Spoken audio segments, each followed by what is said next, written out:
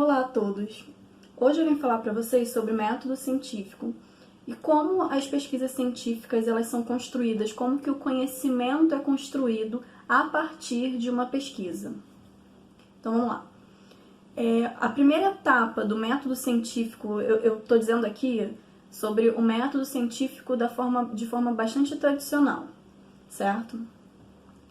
O método científico ele se inicia na observação. Então, um pesquisador ele vai observar um fato, vai observar um objeto, vai observar um fenômeno.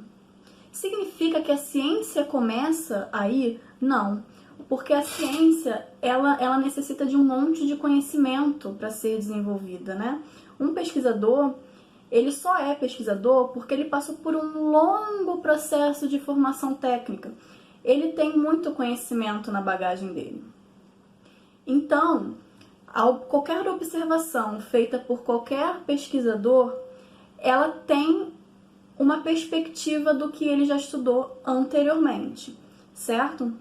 Por isso que a gente fala que essa observação ela é crucial, ela é importantíssima para definir os rumos de uma pesquisa científica. Por quê? Porque duas pessoas diferentes tiveram formações técnicas diferentes e conseguem observar coisas diferentes de um mesmo fenômeno, de um mesmo objeto.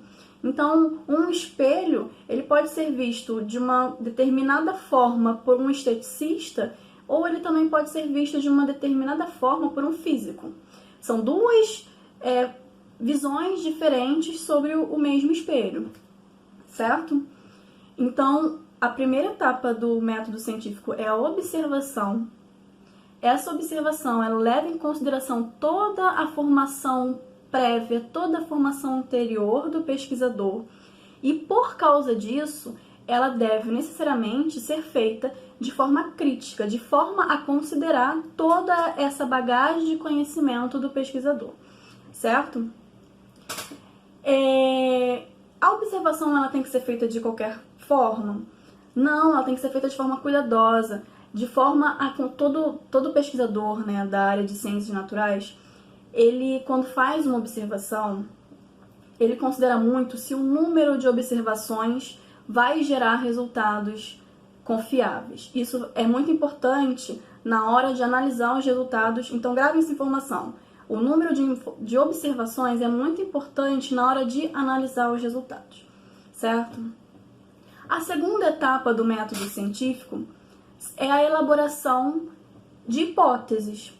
Então, baseada nas observações que eu fiz lá em cima, no primeiro momento, eu consegui, né, por ser observações críticas, eu consegui fazer perguntas sobre aquele fenômeno, sobre aquele objeto, sobre aquele fato. Eu consegui fazer perguntas sobre aquilo, porque é esse o objetivo da ciência, responder perguntas. Então, eu fiz perguntas e essas perguntas precisam ser respondidas. Então, num determinado momento, eu elaboro hipóteses que possam responder a essas perguntas. Mais uma vez, considerando todo o conhecimento anterior que aquele pesquisador tem, certo? A próxima etapa do método científico é a experimentação. É nessa etapa que os testes são feitos para confirmar ou não as hipóteses que o cientista fez. Essa experimentação necessariamente tem que ser lá dentro do laboratório? Não necessariamente. Tem muitos cientistas de ciências naturais que trabalham na rua, trabalham no campo, observando como a flora se comporta, como a fauna se comporta. Não necessariamente essa experimentação é feita dentro do laboratório, misturando reagentes ou observando micro-organismos, certo? Essa experimentação é confiável? Essa experimentação ela é feita com base em métodos já estabelecidos. E aí, após realizar os experimentos, os testes, aí a gente vai para a próxima etapa, que é a etapa de análise de dados. O que significa isso?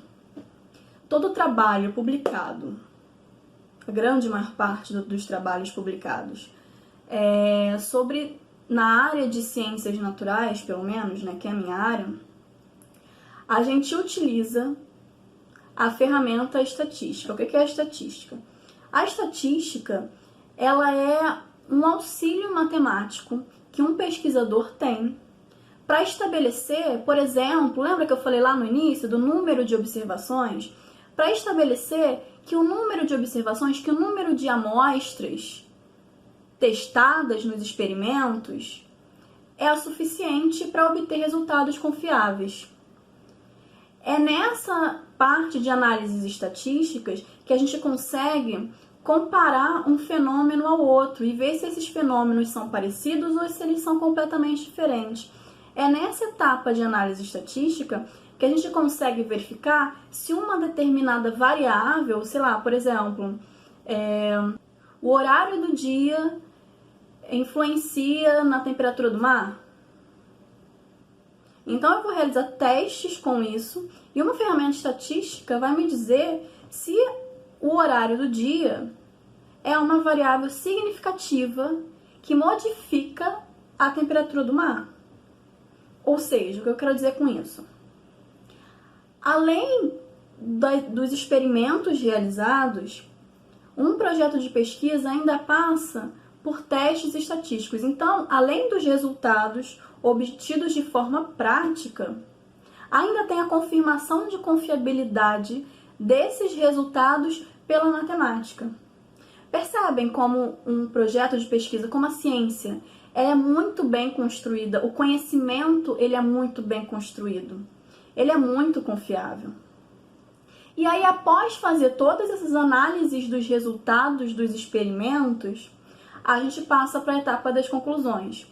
E é nessa etapa que a gente define se as hipóteses que a gente traçou lá no início, elas são verdadeiras ou são falsas.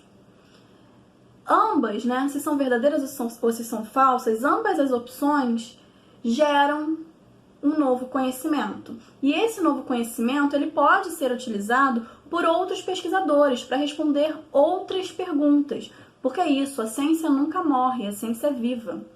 Quando a gente faz um projeto de pesquisa, além de chegar a conclusões do que a gente estabeleceu no início, a gente normalmente gera mais perguntas, porque é isso, a ciência serve para responder perguntas, dúvidas. E a gente sempre tem dúvidas. A gente sempre procura conhecer mais sobre um determinado assunto. Então, a gente sempre faz perguntas e vem outro projeto de pesquisa para responder essas perguntas. E depois vem outro para responder outras perguntas. Isso é um ciclo. Isso nunca para, isso nunca vai parar. Enquanto tiver pessoas, né, cientistas, enquanto tiver mundo, vão existir perguntas para serem respondidas. E uma coisa muito importante de se falar é que as conclusões de uma pesquisa, elas normalmente são comparadas a conhecimentos de outros pesquisadores, a leis, a teorias que outros pesquisadores já desenvolveram. O que significa dizer que, se um conhecimento é alcançado, esse conhecimento não é eterno. Esse conhecimento pode ser corrigido ou reconstruído por uma outra pessoa, por um outro cientista. Então a ciência, ela não tem fim, como eu já falei para vocês.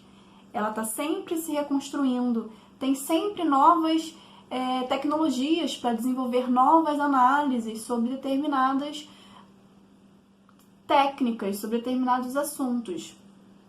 Então é muito importante ter essa noção.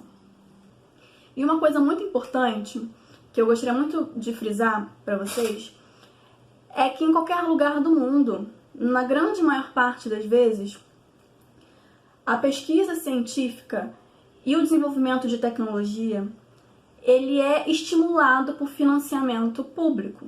O governo financia a ciência e a tecnologia de um país, porque sem isso, sem ciência, sem tecnologia, o país não vai para frente. É muito importante estabelecer uma visão de mundo fundamental, na minha opinião. Por exemplo, eu trabalho com microbiologia. Então, eu fico lá dentro do laboratório, desenvolvendo uma tecnologia, sei lá, para descontaminar áreas impactadas com petróleo, né? Esse é o meu projeto de pesquisa.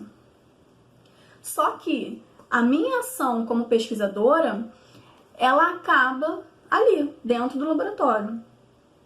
Como essa tecnologia vai ser usada? Quais políticas públicas vão precisar ser feitas para implementar essa tecnologia em larga escala? Aí outro profissional precisa me ajudar, precisa colocar esse projeto para frente. Então, assim, o que eu quero dizer, o mundo, ele é construído, ele só consegue ser construído pela junção de todas as ciências.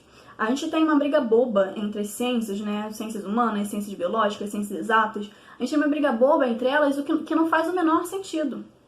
Porque a ampliação, por exemplo, a aplicação, por exemplo, de uma vacina em larga escala, ela precisa necessariamente de uma pessoa da área de ciências sociais para saber qual área está sendo mais afetada por determinada doença e tudo mais. Então, assim, todas as ciências importam.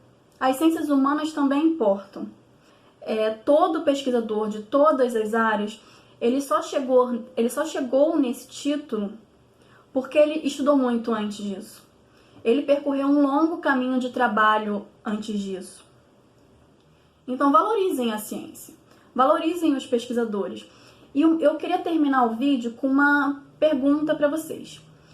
Se alguém, um tio, um primo, um conhecido, seja o que for, se alguém enviar alguma notícia para vocês, uma reportagem, falando alguma coisa sobre o coronavírus, por exemplo, falando alguma coisa aqui, e aí vem um cientista, vem um especialista nesse assunto e fala que isso daqui é mentira, não é verdade. Em quem vocês vão confiar? Se a resposta de vocês for nesse cara aqui, no especialista, então eu consegui alcançar o objetivo desse vídeo e eu fico imensamente feliz por isso, certo?